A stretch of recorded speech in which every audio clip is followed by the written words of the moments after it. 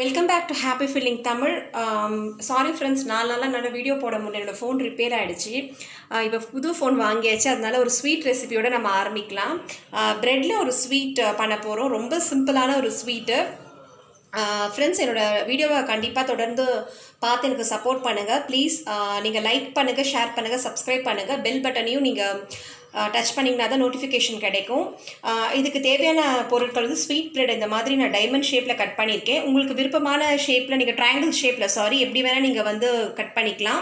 இது வந்து 1.5 டம்ளர். இந்த டம்ளரில் வந்து நான் 1.25 டம்ளர்லேருந்து 1.5 டம்ளருக்கு இது சர்க்கரை எடுத்திருக்கேன். டெக்கரேஷனுக்கு வந்து ஷ்ரெட்டட் கோகோனட்டும் 4 ஏலக்காய். என்னென்னா இது வந்து சுகர் சிரப் காய்ச்சறதுக்கு. ஃபஸ்ட்டு சுகர் சிரப்பை நம்ம காய்ச்சிடலாம்.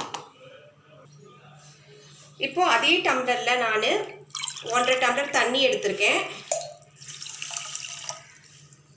இது ரொம்ப ஸ்ட்ரிங் கன்சிஸ்டன்சி அப்படின்றதெல்லாம் தேவையில்லை. ஏலக்காய் வந்து ஒரு 4 போட்டுக்கலாம் ஃப்ரெண்ட்ஸ்.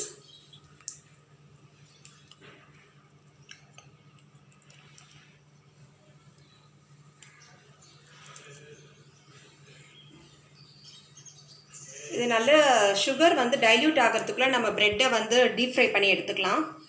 4 போட்டிருக்கேன். இப்போ சின்ன கடாயில் எண்ணெய் ஊற்றிருக்கேன். மீடியம் சைஸில் வச்சுக்கோங்க. ஆனால் இது நல்லா கோல்டன் ப்ரௌனில் ஆகணும்.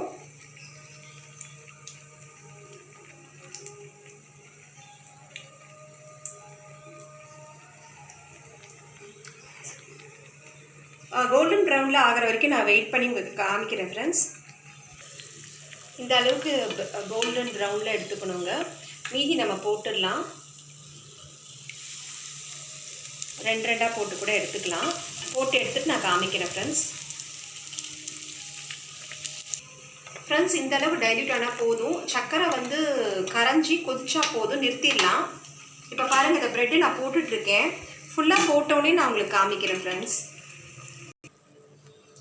இப்போ பாருங்கள், ஒன்று ஒன்றா நம்ம போட்டுடலாம். நல்லா அந்த சுகர் சிரப் இறங்கணும்.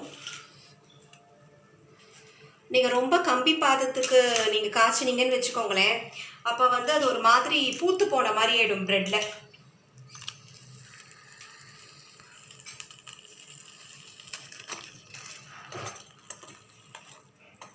ஒரு 2 to 3 minutes விட்டுடுங்க. நல்லா அந்த சுகர் சிரப் வந்து இதில் இறங்கிடும்.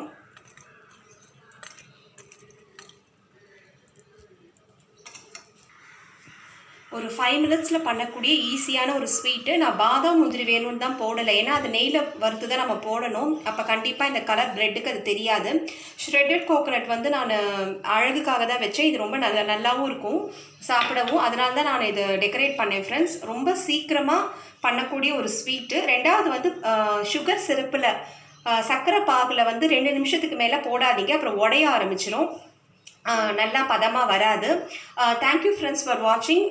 ப்ளீஸ் எனக்கு சப்போர்ட் பண்ணுங்கள். நிறைய வியூஸ் வர மாதிரி எனக்கு ஹெல்ப் பண்ணுங்கள் ஃப்ரெண்ட்ஸ். தேங்க்யூ. இன்னொரு வீடியோவில் உங்களை சந்திக்கிறேன். Bye, take care.